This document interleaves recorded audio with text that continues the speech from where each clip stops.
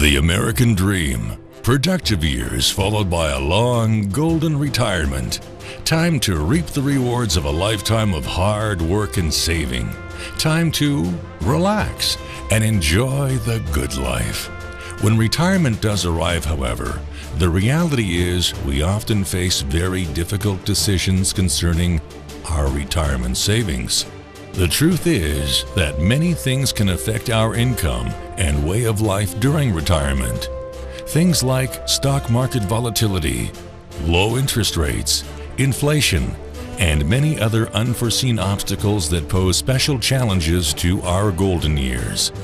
Given these concerns, it is clear that traditional savings vehicles have come up short during the last 10 years, just when we needed them most. Clearly, a new strategy is needed to help us through our retirement years. Meet Uncle Sam. He has a lot of bills to pay, almost $4.2 trillion worth every year. Uncle Sam's income is a little over $2.2 trillion per year. To make up the difference, the deficit, he does what most Americans do. He borrows money. When Uncle Sam takes out a loan, he calls it a bond. Bonds can be held by banks, investors, or even foreign governments. The largest share of public debt is held by the Federal Reserve, the people who created the money. Uncle Sam has to promise to pay interest on these bonds, just as you do on any loan you take out. Ever think about paying your mortgage with a credit card? That's exactly what Uncle Sam does. He takes out new loans, new bonds, so that he can make payments on the old ones. All those loans, and especially all that interest, adds up. Right now, Uncle Sam owes about $16 trillion. To put that in perspective, that is more than the national GDP, which is around $15 trillion. The GDP, or the gross domestic product, is total value of all goods and services produced by the entire American economy in an entire year. It is such a huge amount of money that Uncle Sam is running out of people to borrow money from, and he is beginning to have trouble just paying interest on his loans. The obvious solution is to cut spending or increase taxes. But if he cuts spending, then the people he is spending money on would complain that they don't have money to spend and that he was hurting the economy. If he raises taxes enough to close this gap, not only would people definitely have less money to spend, he would probably have riots on his hands. So, Uncle Sam chooses the easy way to make money. Just print it whenever he needs it. The problem is that the more of something there is, the less it's worth. The same goes for the US dollar. The more dollars there are, the less each one will buy. That is why commodities like gasoline, food, and gold become more expensive when Uncle Sam does his money-making magic. The commodities aren't really worth more. Your money is just worth less. That is called inflation. Remember the foreign governments that lent money to Uncle Sam? When they lent money to the American government, something interesting happened. It made the U.S. look richer, and their countries look poorer. When a country looks poor compared to America, $1 of our money buys a lot of their money, so they can pay their workers only a few pennies a day. With such low labor costs, they can sell their products in America for lower prices than any American manufacturer can. The easiest way for American companies to compete is to move their factories overseas and pay their workers only a few pennies a day too. This contributes to a recession. Americans lose their jobs, stop paying taxes, and start collecting government benefits like Medicaid, welfare, and unemployment. There are 314 million Americans and about 113 million taxpayers.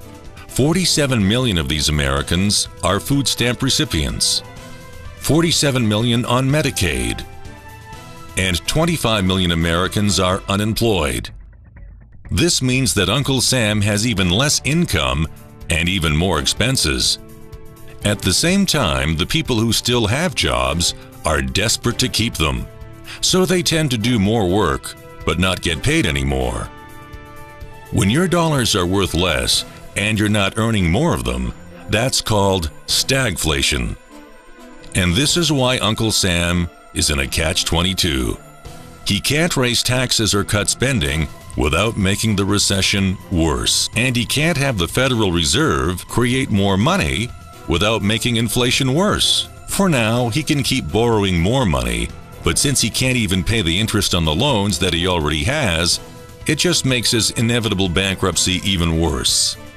Whether it is in 5 months or 5 years, the day will come when Uncle Sam can no longer pay his bills.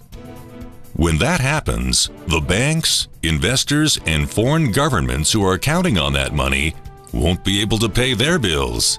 You see, just like Uncle Sam, governments, banks, and corporations don't actually have much money. Mostly all they have is debt to each other. If one link in the debt chain stops paying and defaults, the whole thing falls apart. If investors can't pay their bills, corporations won't be able to pay their employees. If banks can't pay their bills, you won't be able to take out a loan, use a credit card, or even withdraw your savings. If foreign governments can't pay their bills, their own banks and corporations will have the same problems. This is something the U.S. has never experienced before. It's never happened, so no one knows how bad it will be, how long it will last, or even how we will get out of it. The house of cards has already been built. There is no painless way to dismantle it now. All we can do is educate each other about what is actually going on and prepare for what may be very extraordinary circumstances. Let's take a look at how other countries, large corporations, universities, and insurance companies are protecting their portfolios with physical gold and silver. India added 200 metric tons of gold. China added 102.3 metric tons of gold. Russia added 18.8 metric tons of gold. Mexico added 93 metric tons of gold. Northwestern Mutual, the insurance company, spent $400 million on gold. University of Texas purchased nearly $1 billion worth of real physical gold on April 15, 2011. When countries, universities, and large insurance carriers are securing their financial well-being with real physical gold and silver, every American should be doing the same thing. For each and every American, financial decisions in the past 10 years have been extremely difficult. The next two scenarios provide the results of choices made by people just like you. One of them has prepared, like many Americans, using the stock market. The other one utilized gold and silver to hedge inflation and dollar devaluation. John is a 60-year-old retiree that is concerned about his retirement. Before retirement, he had $500,000 in his 401k. He has lost money in the past in the stock market. His $500,000 is now worth only $410,000 due to market loss. Additionally, John's purchasing power has been eroded through inflation and dollar devaluation. When the U.S. government printed $3 trillion in the last 2 years, John's actual purchasing power of his retirement was devalued to only $328,000. When John retired in January 2009, a gallon of gas cost $1.89. In March 2012, gas cost $3.92. This was an increase of over 100% per year. Margaret is 71 years old. At retirement in January 2006, she had $200,000 in her IRA. She invested $100,000 in a fixed indexed annuity. She invested $50,000 in the stock market and $50,000 in gold.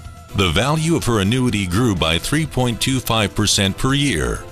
In 2012, her annuity was worth $121,000, $154.42.